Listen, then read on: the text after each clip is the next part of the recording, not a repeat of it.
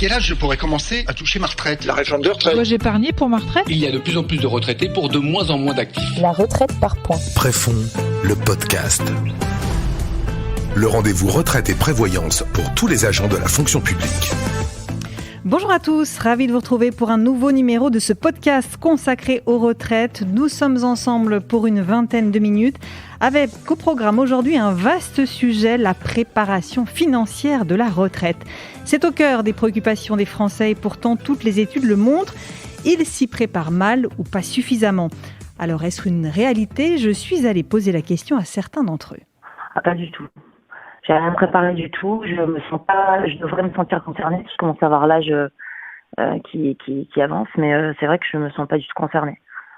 Oui, un peu comme tous ceux qui peuvent le faire, j'essaye d'épargner un petit peu. Après, j'ai investi surtout aussi dans ce que je transforme, c'est-à-dire dans une maison que je suis en train de restaurer, parce que ce qu'on peut faire par soi-même aussi est important. C'est un mélange d'épargne et je compte surtout beaucoup sur moi pour continuer une activité peut-être le plus tard possible. Non, je n'ai pas pensé à préparer ma retraite financièrement. Voilà, faut que j'y pense, faut que j'y réfléchisse. Après, évidemment, il y a toujours une question d'économie en général pour la retraite ou pas d'ailleurs, mais je sais que c'est quelque chose que j'essaye de mettre en place. Mais le sujet du financièrement de la retraite, je n'ai pas du tout encore pensé et je me suis pas encore, j'ai pas encore creusé des idées là-dessus. Je l'ai préparé à partir des 10 dernières années de ma vie et même au-delà d'ailleurs, en fonction des circonstances d'une part, en fonction de mon métier qui ne me permettait pas évidemment de gagner des sommes considérables puisque j'étais professeur. Quelque part, je l'ai quand même relativement bien préparé.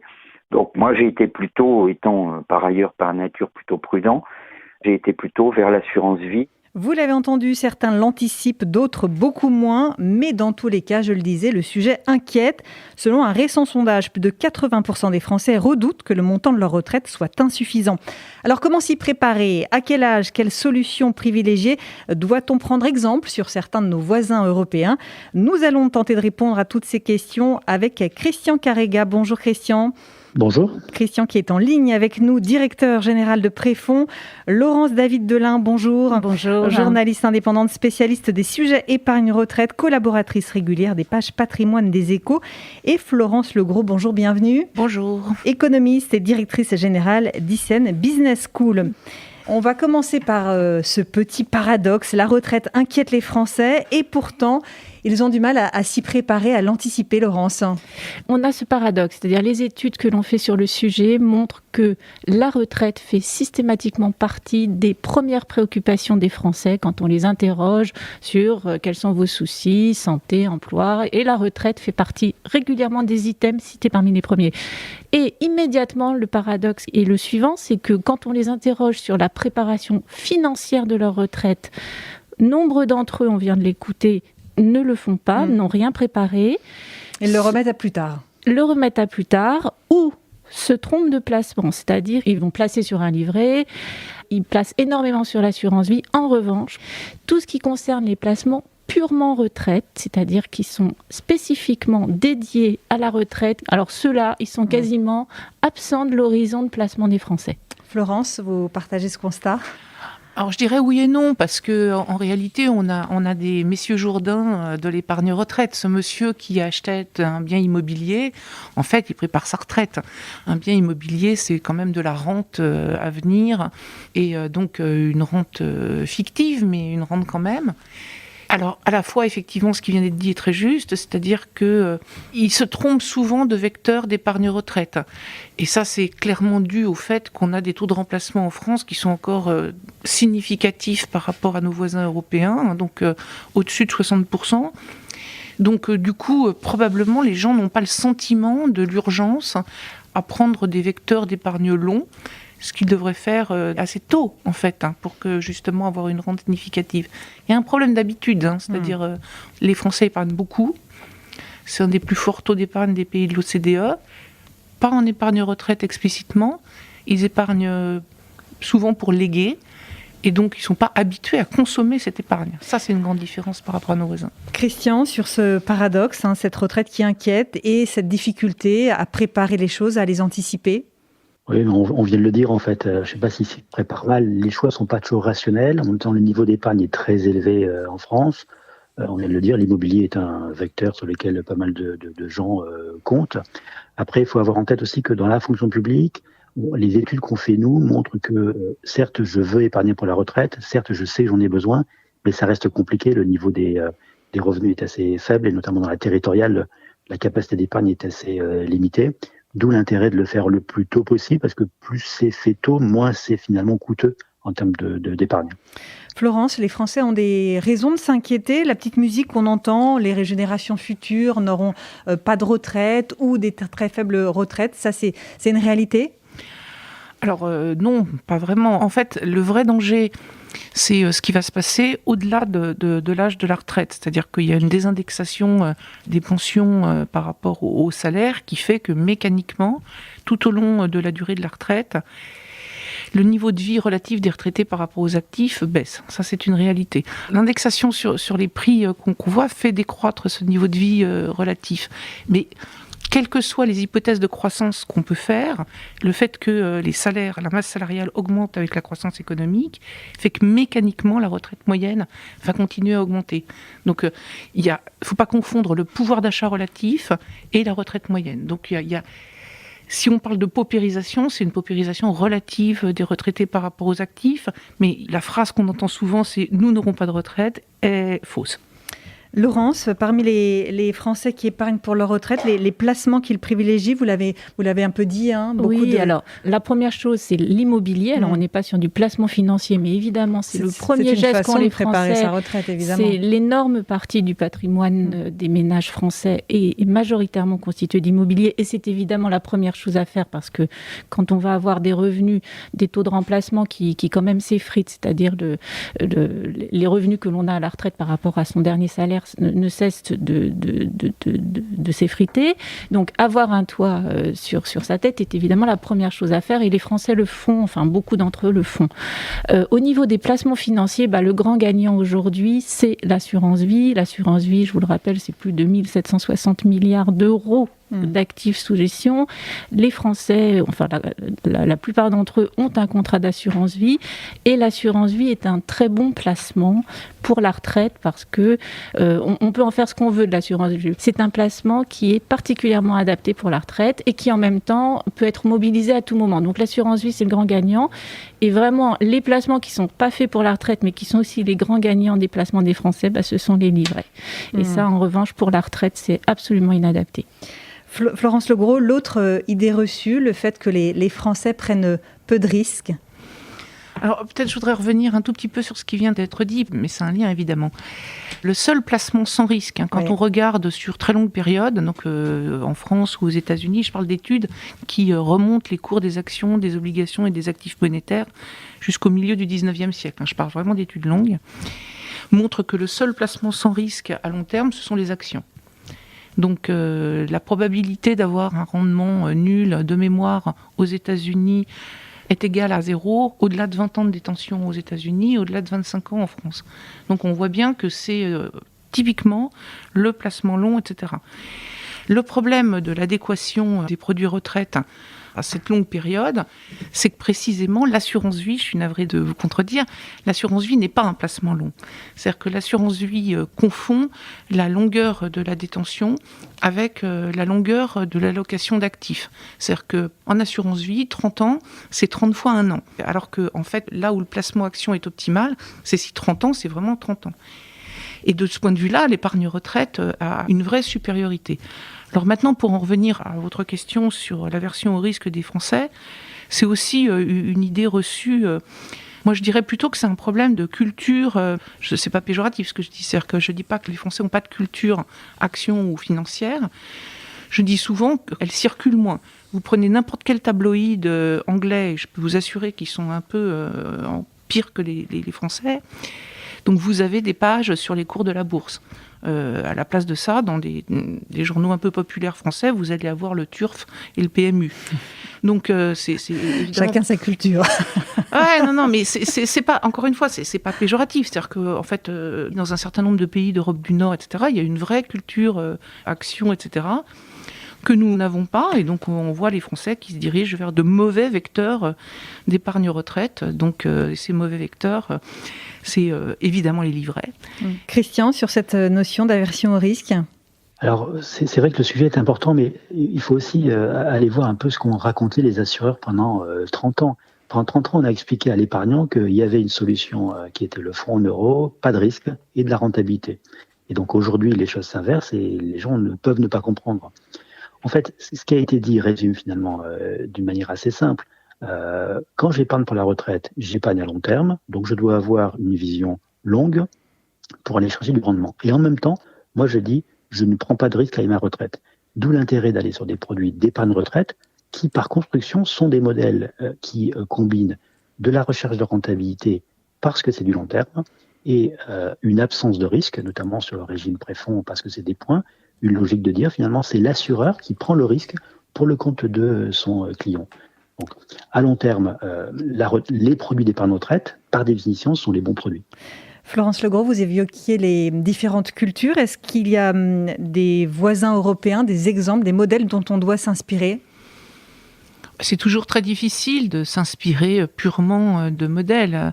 Les systèmes peuvent parfaitement fonctionner dans un pays compte tenu de la culture du pays et compte tenu de la structure du marché du travail. Et c'est pas au système de retraite de régler les problèmes de marché du travail.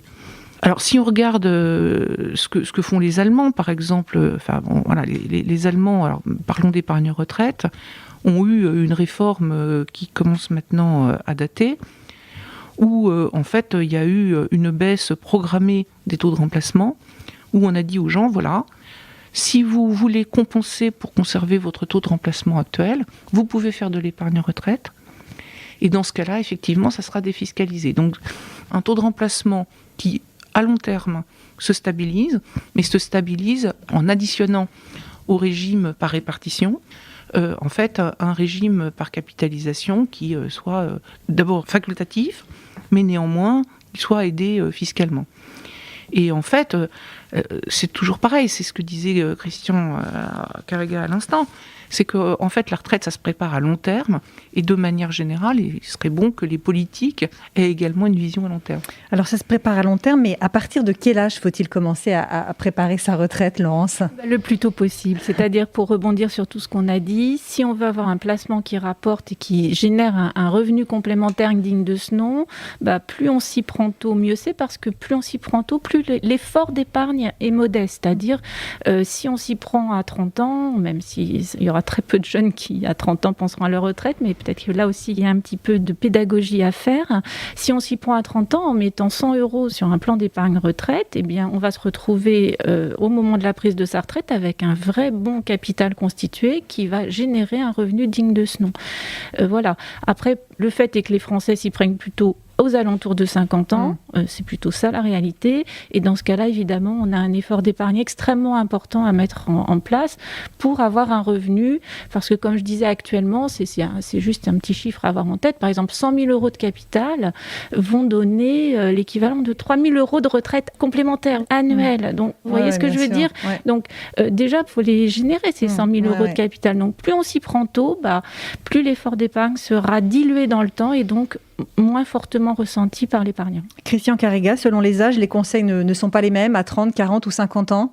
Oui, ça a été dit. Plus on s'y prend tôt, mieux c'est. Nous, chez Préfonds, on observe que la moyenne fait que les affiliés s'affilient à 42 ans. Après, l'effort d'épargne à 30 ans n'est pas le même qu'à 50 ans. La nouveauté quand même avec le PER, alors on va y venir, mais la nouveauté avec le PER, c'est que on peut commencer à préparer sa retraite à 30 ans, tout en se disant, mais si demain j'ai besoin d'acheter ma résidence principale, je pourrais débloquer mon épargne accumulée sur le sujet. Donc ça devient, pour le coup, un produit qui devient universel. À 30 ans, il y a un intérêt à le faire parce que je pourrais débloquer si j'ai un besoin pour la résidence principale. Et à 50 ans, je vais plutôt aller chercher l'avantage fiscal qui est considérable. Donc ça devient vraiment le produit universel. Vous évoquiez le PER, Christian. Laurence, voilà, ça fait partie des solutions d'épargne retraite mises en place donc maintenant depuis le 1er octobre 2019. Tout à fait, oui. Alors oui, ce qu'il faut dire, c'est que l'épargne retraite va sans doute avoir une nouvelle dynamique là, dans les années qui viennent du fait de la création du PER, on va y revenir.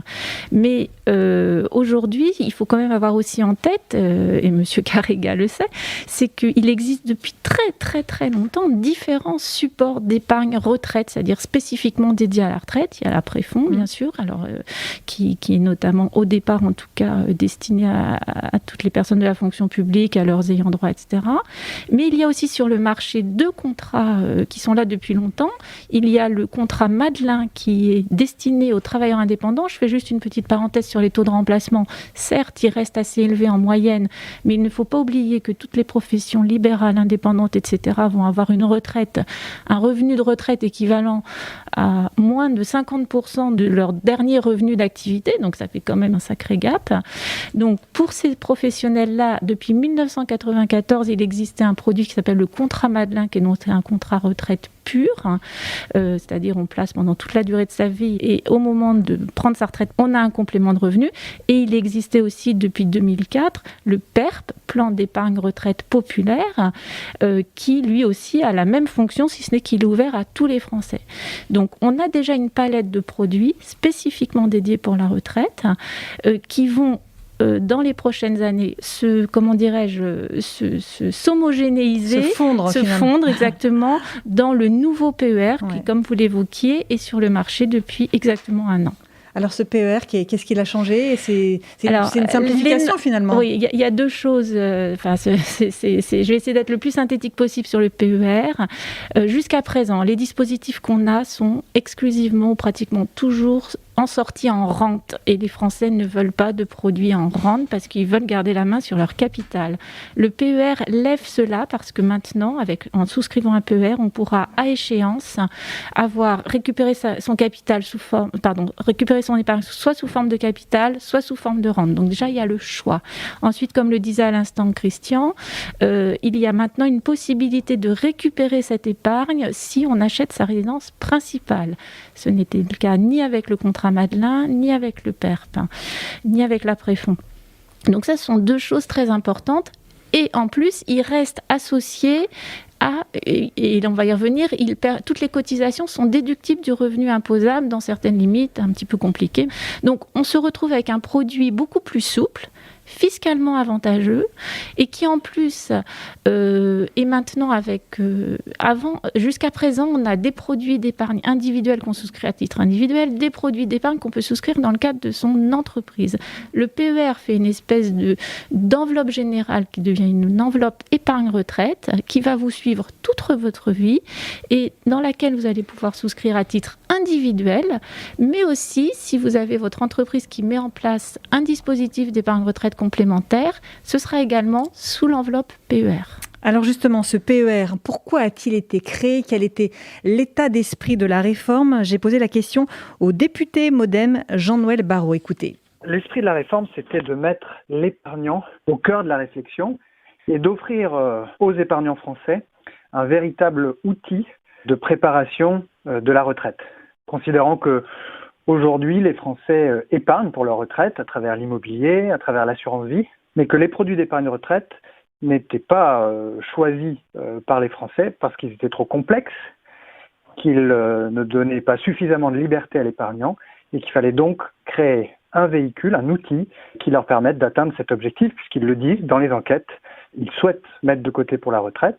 Ils disent, quand ils sont à la retraite dans les enquêtes, qu'ils regrettent de n'avoir pas mis plus de côté pour préparer la retraite et donc il fallait répondre à ce besoin. Le premier bilan que l'on peut faire, c'est que les distributeurs et les épargnants se sont massivement saisis de cette nouvelle possibilité, de cette nouvelle opportunité.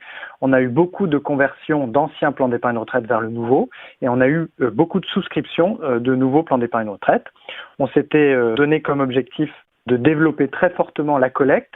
Et je crois qu'on est évidemment sur la bonne voie. Il faudra également peut-être profiter, si je puis dire, de ce qui s'est passé pendant le confinement du mois de mars au mois de mai, où on a vu beaucoup de Français accumuler de l'épargne, qui aujourd'hui dort sur des comptes à vue. Il faudra faire en sorte peut-être, pour celles et ceux qui veulent mobiliser une partie de cette épargne pour préparer la retraite, de les orienter vers le plan d'épargne retraite. Florence Legros, ce PER, c'est une petite révolution ? Je dirais pas que c'est révolutionnaire, mais ce qui est vrai, c'est que ce qui est peut-être aussi important à dire, c'est que c'est un outil qui fait partie de tout ce qui relève de la loi Pacte. Donc l'idée étant effectivement de pousser les Français à détenir des actions et à long terme, parce que en fait ça désintermédie le financement des entreprises.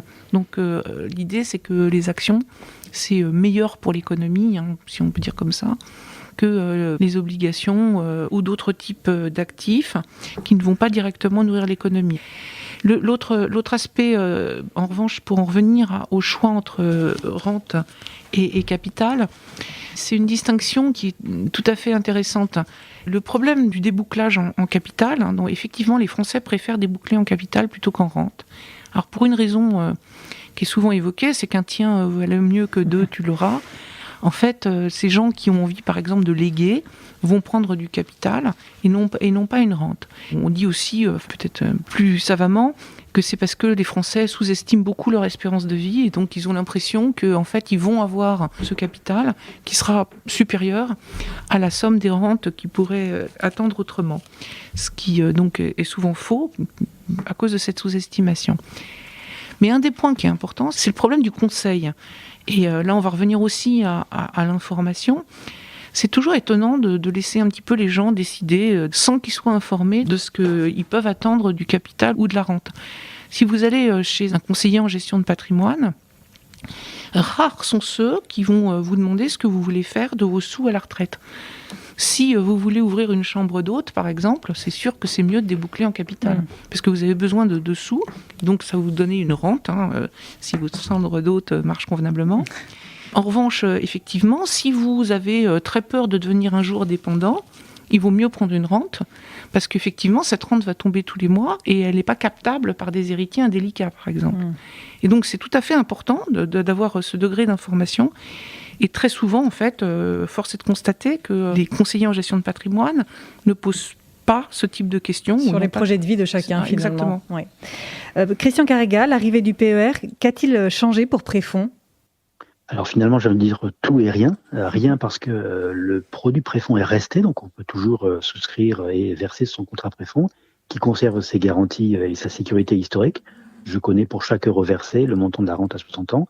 Et tout parce qu'en fait, on a ouvert donc toutes ces nouvelles options qu'on a évoquées précédemment, le fait de pouvoir choisir à la sortie capital ou rente, le fait de pouvoir débloquer son épargne retraite en vue de la résidence principale, le fait aussi, qui est un élément nouveau, c'est que même si aujourd'hui je ne paye pas d'impôts, j'ai intérêt à cotiser à l'épargne retraite avec le PER préfonds, parce que j'aurai à la sortie une rente ou un capital qui sera beaucoup moins imposé.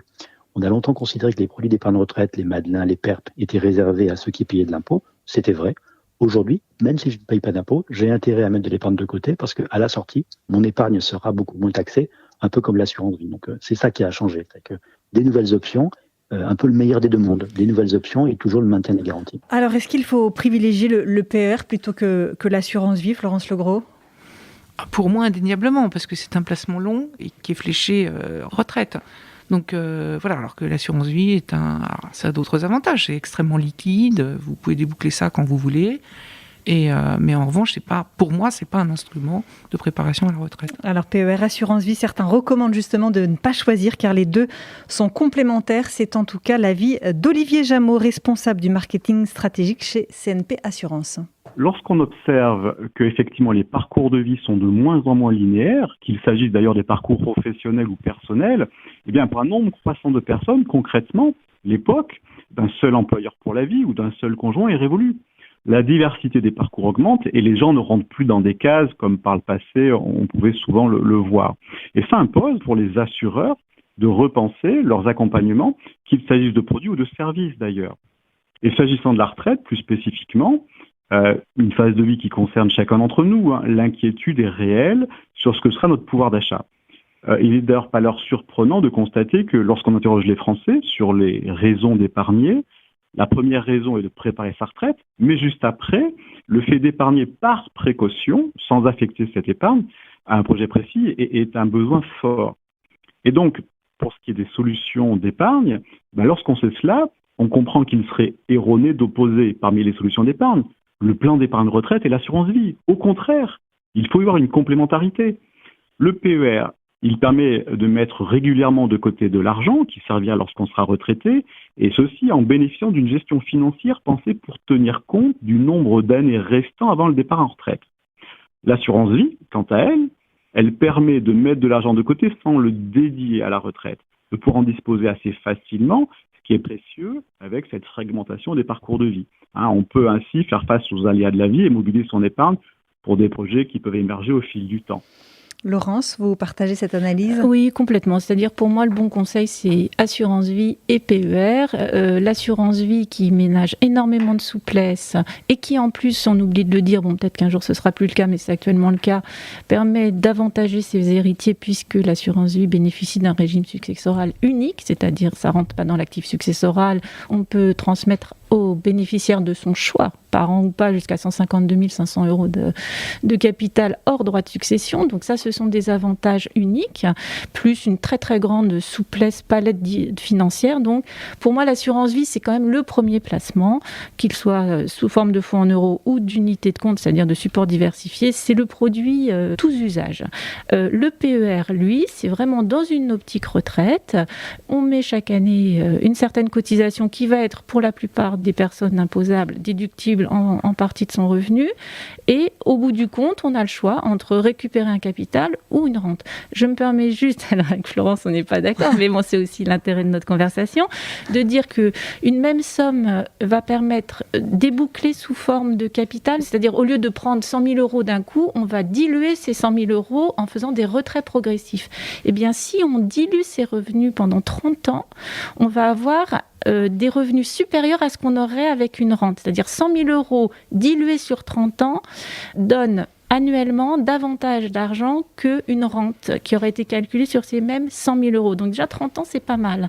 On peut comme ça programmer ses revenus et en même temps, le jour où on a besoin de solder son capital, on le récupère. Donc je pense qu'il faut avoir les deux, sachant que la rente viagère, qui comme par définition est versée à vie, reste évidemment une sécurité totale, notamment pour les personnes dépendantes, et ça va de pair avec l'allongement de la vie. Donc il faut avoir les deux solutions. Pour moi, c'est vraiment très complémentaire. Florence Legros, c'est indispensable de diversifier ses placements finalement ?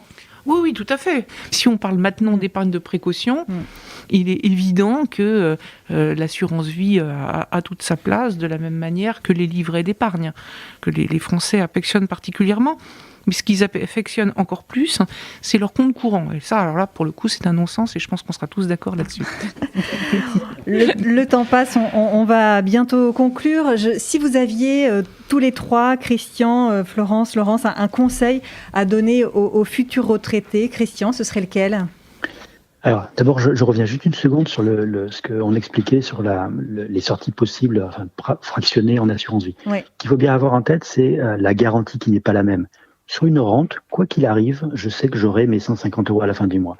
Quand je fais des retraits programmés en assurance vie, si le niveau des taux d'intérêt est en train de baisser, j'aurai un peu moins que ce que j'avais prévu. Je ferme la parenthèse. S'il y a un conseil finalement à donner, j'ai tendance à dire la retraite est une affaire de spécialistes. Il faut se méfier des personnes qui vont vous vendre tous les produits. Je pense à la banque en général, si vous voulez. Adressez-vous pour la retraite à un spécialiste de la retraite.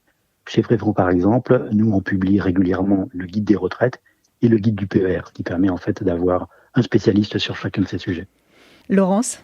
Moi, je dirais qu'avant même d'aller voir un spécialiste, même si je suis tout à fait d'accord avec ce que vient de dire Christian Carrega, il faut déjà savoir à quelle sauce on va être mangé, si je puis dire. Donc, il faut aussi savoir qu'il y a aujourd'hui beaucoup d'outils de l'assurance vieillesse qui sont mis en place, ouverts à tous les Français, qui permettent rapidement d'avoir son relevé de situation individuelle. Il suffit d'aller sur le site de la Caisse nationale d'assurance vieillesse. On a tous accès à des comptes personnalisés qui nous permettent d'avoir un bilan déjà de notre future retraite, d'avoir un relevé de notre situation individuelle qu'il faut absolument regarder régulièrement, vérifier, parce qu'il y a toujours des erreurs, les trimestres ne sont pas comptabilisés, on oublie que vous avez eu un enfant, etc. etc. Je ne vais pas rentrer dans le détail, c'est très complexe, mais mon conseil, c'est non seulement prenez vraiment très tôt, vous épargnez pour votre retraite, mais aussi très tôt, vous regardez quel est l'état de votre retraite future. Et donc, il y existe beaucoup d'outils pour ça. Il faut s'en servir.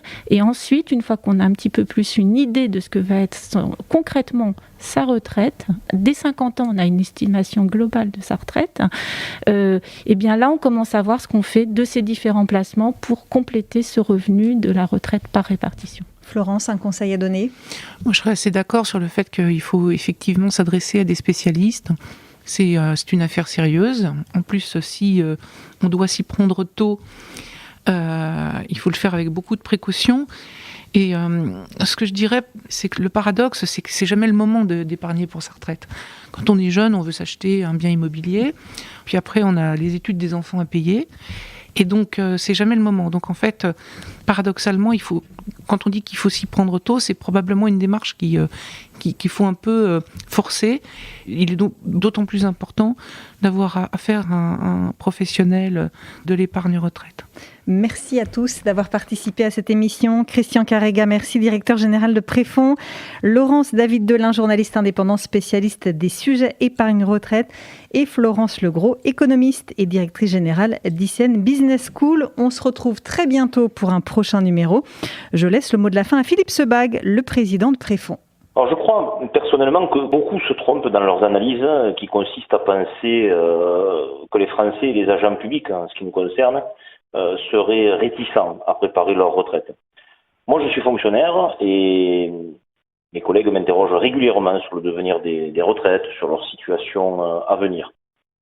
Je crois plutôt que les employeurs, les banques, les organismes publics ont pendant longtemps mal préparé les salariés, en fait, les agents, à cette transition qu'est la retraite.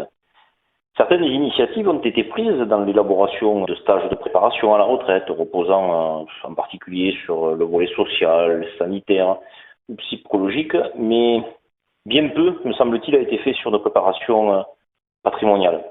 Les pouvoirs publics ont en revanche énormément progressé sur la mise à disposition des données, sur la carrière d'un agent, avec en particulier le relevé de carrière et tous les simulateurs permettant aujourd'hui de visualiser le montant futur de la pension de retraite. Mais peu a été fait néanmoins pour acculturer le public à gérer son patrimoine, à le faire évoluer au fil du temps, avec les besoins inhérents à chaque période de sa vie, afin de maîtriser les outils financiers et les différents placements qui peuvent être offerts. On doit noter également que certaines injonctions ont semé le trouble, avec des conseils très appuyés sur tel ou tel produit, qui est aujourd'hui en période de taux bas, malheureusement, qui ne rapporte plus grand-chose.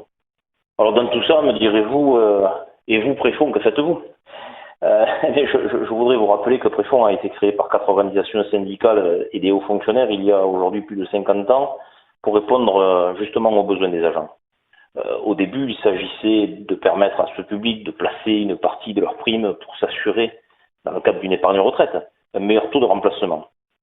Au fil du temps, Préfonds a évolué et s'est adapté aux demandes des affiliés, en informant mieux grâce aux outils de communication que nous avons développés, en étant au service des affiliés, en mettant en œuvre un dispositif de conseil direct, répondant ainsi à toutes leurs questions pour le présent et le futur, en martelant que Préfonds n'est pas un fonds de pension mais un régime assurantiel qui fait que la garantie est portée entièrement par les assureurs.